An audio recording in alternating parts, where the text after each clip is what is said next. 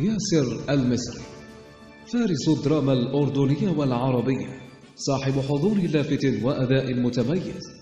تألق الفنان ياسر المصري خلال رحلته وبرز بالأدوار البدوية.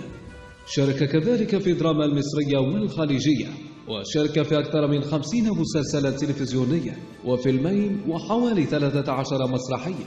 كما شارك في العديد من المهرجانات المحلية والعربية من خلال مجموعة من العروض المسرحية في مشواره الفني الذي بدأ عام 1985 حتى وقتنا هذا. رحلة الفنان.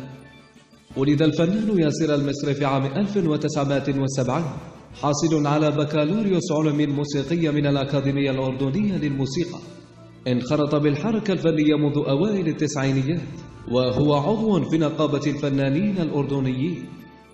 المصري هو الأوسط بين 7 أشقاء وشقيقات. تزوج عام 2000 من الصحفية في جريدة الرأي الأردنية نسرين الكرد. لديه 3 أولاد أكبرهم زيد. شارك في العديد من المسلسلات الأردنية والعربية التاريخية والبدوية. شارك في عدد من المسرحيات. اهتم إلى جانب شغفه بالتمثيل بالفنون الشعبية الأردنية، إذ عمل مدربا للفرقة الوطنية التابعة لوزارة الثقافة. يمثل الأردن في معظم المهرجانات العربية والدولية.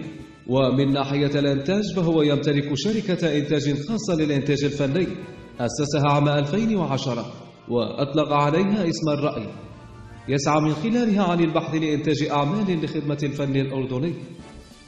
الخبرات.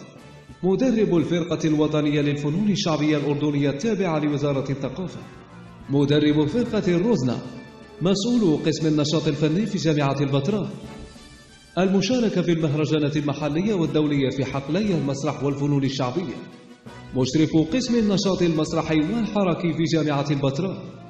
أما بخصوص الجوائز والتكريمات فنال العديد من الألقاب وحصد الكثير من الجوائز، منها جائزة الدولة التشجيعية لعام 2009 الأردن، ودرع الشاعر السعودي جعفر النطيري لأدواره في الدراما البدوية السعودية، ودرع جامعة عمان الأهلية بيوم المسرح العالمي 2016.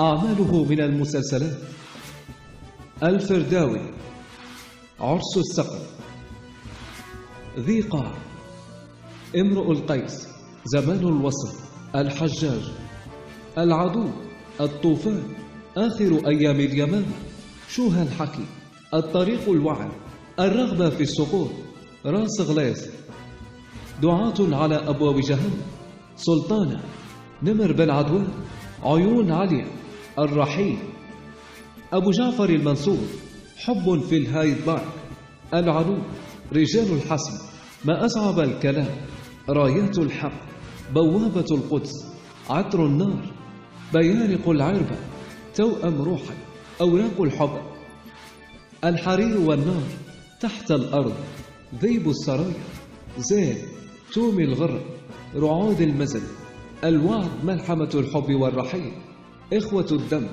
دهشة، العهد، الكلام المباح، عناقيد النور، العزيمة، مالك بن الريل، وعد الغريب، شوق، الجماعة الجزء الثاني. شهادة في حق الفنان ياسر المصري. أحب في ياسر المصري أنه بعد أن أصبح نجما عربيا، ورغم ما وصل إليه من نجومية وشهرة، استطاع أن يحافظ على نقائه الإنساني وعلى بساطته وتواضعه، ولم يتخلى عن أخلاقياته أو يغيرها. أداؤه الرفيع والمميز يحفزنا لتقديم أفضل ما لدينا.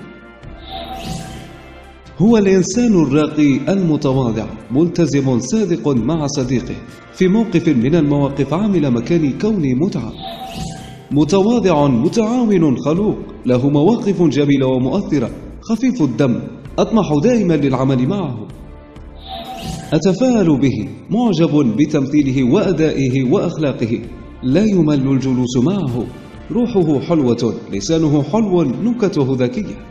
في موقع التصوير نستمد منه القوة والطاقة. أختاره بكل أعمالي، وأختاره صديق العمر.